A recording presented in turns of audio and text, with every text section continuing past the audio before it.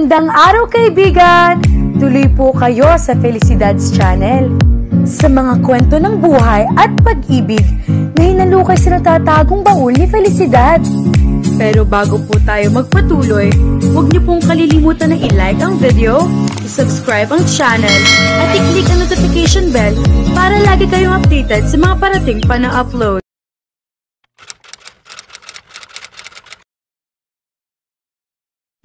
Ano bang inaayaw mo kay Shane, Kuya Medel? Mabait naman siya. Magaling pa magluto. Hindi makapaniwala si Medel sa naririnig niya sa kapatid niyang si Mara nang puntahan siya nito sa bahay ng papa nila. He should have known na ito ang access ni Shane para malaman ang whereabouts niya. Kumagat siya sa mansanas na hawak at hindi sumagot. Don't tell me, natatakot ka sa kanya, kuya. Tila, naaaliw na komento ni Candy. He was happy. His sisters were getting along. Mara had been avoiding their family. Kung hindi pa nga siya naging makulit noon, sa pagsundo rito o nung high school ito, ay hindi pa ito mapapalapit sa kanya. Alam niya kung gaano ito kasiwa sa sitwasyon ng kanilang pamilya. Namangha talaga siya na magtungo ito roon at dalawin sila. Dati, kahit imbitahan nito ni Jelly na dumalo sa kanila, ay napakarami excuses nito. Pero ngayon, ay ito pang kusa pumunta sa bahay nila. Now that she started talking about Shane, he realized who it was who forced her sister to come over to their house for a visit. Si Shane ba nagpapunta sa'yo rito? Tanong niya kay Mara na halatang guilty dahil natigil ito sa paghahalo ng pancake mixture. Eh hindi tanggi nitong hindi makatingin sa kanya. Napailing siya. Ano kayang pagbabantang ginawa ng babaeng iyon para mapapunta half-sister niya sa kanila? Uy, si Ate Mara, namumutla, natatawang sabi ni Candy. Eh hindi kaya, tanggi pa rin ito. Maputi lang talaga ako. Lihim na napangiti siya sa nasasaksihan niya eksena. Well, whatever Shane said to make Mara come to their house, he was grateful for her. Yun ang unang beses na nakita niya nag-usap ang dalawang kapatid niya na hindi naiilang sa isa't isa. Mahiyain din kasi si Candy. Now, they were like best of friends. Iluto mo na yan, ate, malambing na sabi ni Candy sa kapatid. Muli siyang napangiti at hinayaan ang mga ito sa pagluluto. So kuya, baling nito sa kanya at hinayaan si Mara sa pagluluto. Takot ka nga ba kay Ate Shane na walang ngiti niya? Kailan mo pa siya naging kapatid? Magiging pa lang kung sasagutin mo siya. Nakangising sagot nito. His sister was obviously teasing him. Pinisil niya ang ilong nito. It's not gonna happen. Well, not until Shane realized what he was trying to point out to her about the so-called legend. Pinalis nito ang kamay niya at naiiritang lumayo.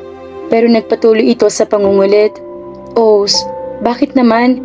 He took another bite from his apple before answering. For one, she's crazy, he said, matter-of-factly. Cutely crazy, he added in his head. Dahil lang sa paniniwala niya na kayo nakatakda para sa isa't isa, singit ni Mara. Bumungis nga si Candy. Ang cute naman. Destined ka na pala, kuya. He scratched his brows. 17 pa lang ito, kaya malamang na ganoon nga maging reaction nito sa mga ganoong bagay. I don't need that crap. Just because she likes you, she doesn't like me.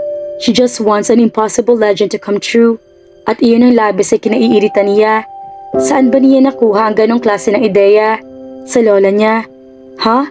Sa lola ni Shane? Ano iyon? Parang si Lola Basyang? Siya kasi ang nagbigay ng kwintas na katulad ng sayo. She said that it was made by Amar, the son of a mortal woman and a falling star. Naging idol yata niya si Cupid, kaya nakigulo sa pagbuo ng love team sa mundo through that necklace of yours. Tinuro pa nitong pendant na kwintas niya. They were originally joined together, pero pinaghiwalay raw ni Amar to go to a journey. Tapos, kapag nagsama na ulit sila, yung owners daw nila ang nakatakdang magsama habang buhay. Pagtatapos nito, nagtataka nga ako kung bakit nasa iyo iyang kwintas. Akala ko kasi kay Ate Jelly yan mapupunta. Sa'yo pala ibibigay ni Mommy, ani Candy. Hindi mo pa naman hinuhubad ang kwintas na bigay ni Mommy mula nung ibigay niya iyan sa'yo. Baka nga totoo yung legend ng kwintas. He was caught off guard. For some unknown reason, hindi niya gustong mawali ang kwintas na iyon sa kanyang leeg nang ibigay iyon sa kanya ng mommy nila. His mother did not tell him why she gave that necklace to him. She just placed it around his neck and now it was his. Ang sarap naman sa pakiramdam nun na para sa isang tao, nakatakda ka maging bahagi ng buhay niya. That no matter what, you belong with each other. You know, kapalaran, umiling-iling siya. I don't like the idea na hinahabol niya ako dahil lang sa kapalaran na sinasabi niya. Kasi nga, para ka sa kanya, ikaw ang destiny niya. Kaya gusto niya kayo magkatuluyan. It's not about being destined to be with someone. Kaya nagkakatuluyan dalawang tao. It's about what you do to have that person stay in your life permanently. Hindi niya hahayaang diktahan ng isang alamat ang buhay niya. He would make his own fate.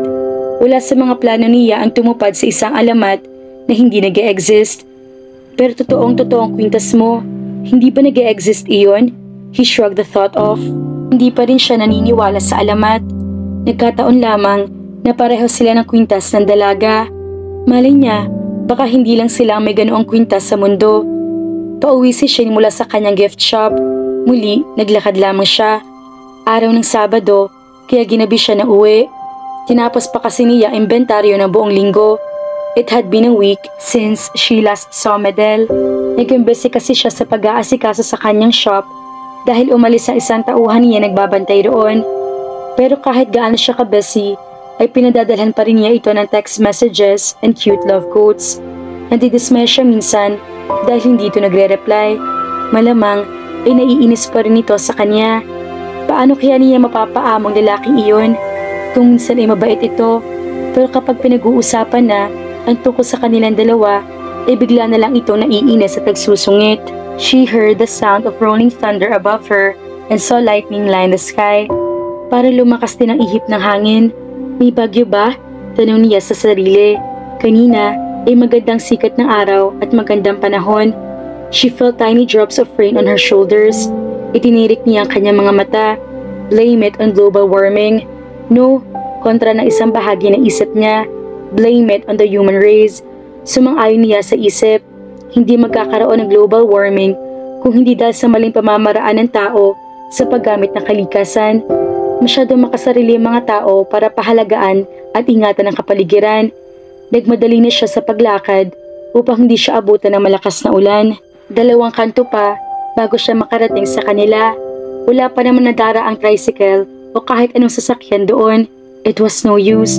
Droplets turned to pouring rain and she became almost dripping wet. Parang galit na nagbuhos ng tubig ang langit. She ran even faster. Sa kakamadali niya, ay bigla siyang nadapa. Ouch! Mabuti na lamang at naitukod niya ang mga kamay bago pa siya masugsog. Napapikit siya na makita na putol ang takong na high heels niya. She cursed under her breath. Nagkasugat din ang mga palad niya dahil sa impact ng pagkakadapa niya. Basang-basa na siya at nangangaligkig sa lamig. Hindi siya makapaniwala sa kamalasang sinapit niya. She wiped the water off her face and looked around for a place to stay. She saw a tree just across the street. It was not that shady to shield her from the rain. It was better than nothing. She started walking to get there but again she fell. Biglang sumakit ang bukong-bukong niya na tapilo kanina. Napakagat-labing tumayo siya. Namamagana iyon. Paika-ika nilakad niya para makarating sa kabilang kalsada habang yakap ang sarili at upang pigilan ang panginginig. Gosh, why are you doing this?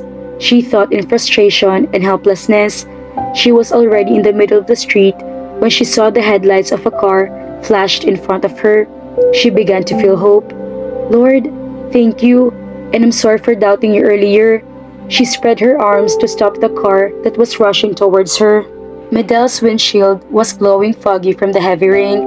Kanina ay magandang sikat ng araw, kaya nakapagtataka ngayon ay bumuhos ang malakas na ulan. Wala siya nabalita ang babagyo ng araw na iyon. Galing siya sa birthday ng isang dating kaklase.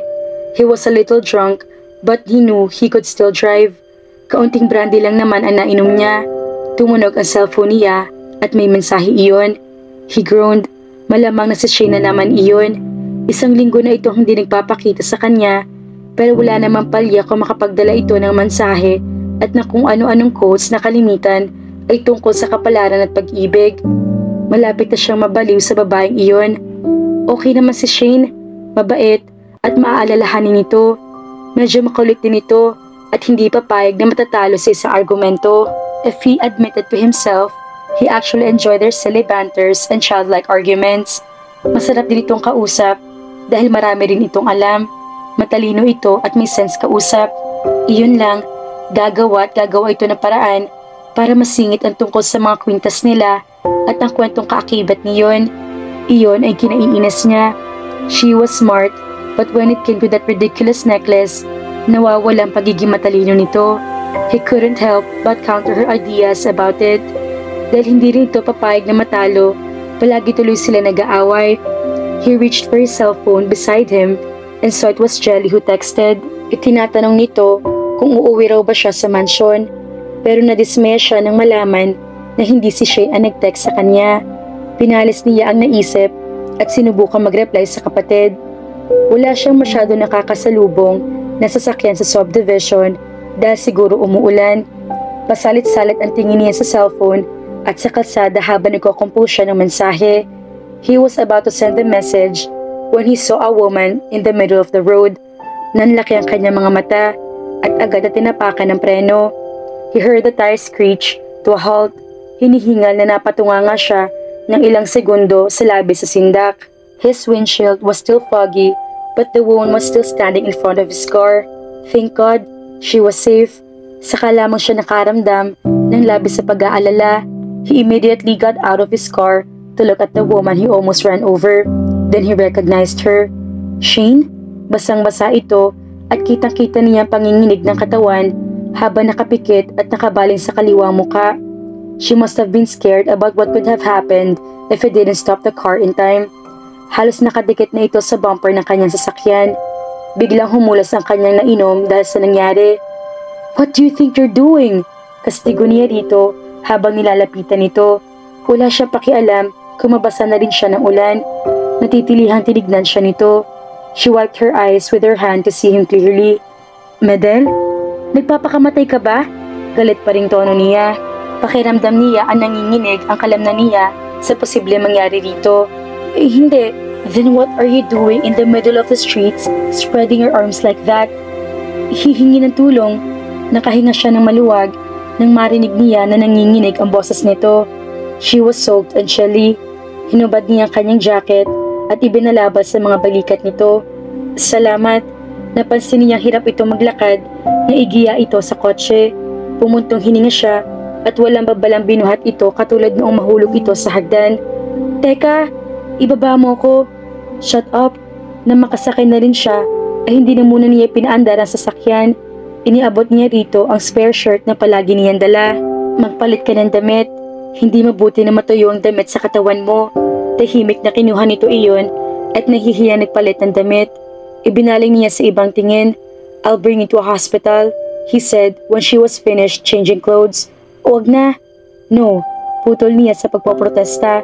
I'll take you there and then I'll bring you home. Huwag ka nang kumontra. Nararamdaman marahil nitong hindi siya papapigil kaya nanahimik na lamang ito. Mabuti naman, napahigpit ang pagkakahawak niya sa manibela. Nagtagis ang kanyang mga bagang.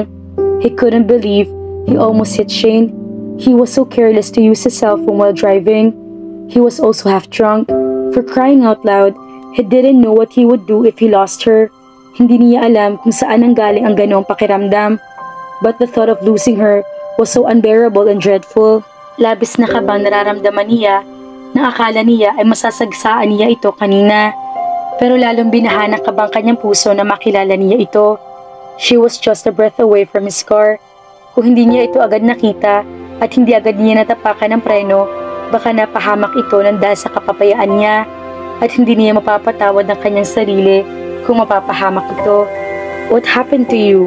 He asked when he finally calmed down. Wala kasing dumara ang sasakyan. I was talking about your feet. He cut in. Natapa ko kanina sa pagtakbo. Nasira ang sandals ko. Sagot nito sa nanginginig na ring boses. Napansin nga niya nangyari sa takong na sandals nito. Pati yung mga palad nito ay may sugat din. He gritted his teeth. He promised himself that would never happen again. Uy, concerned si Medel kay Shane. Baka naman nagkakagusto ng binata sa dalagang mga kafelisidad.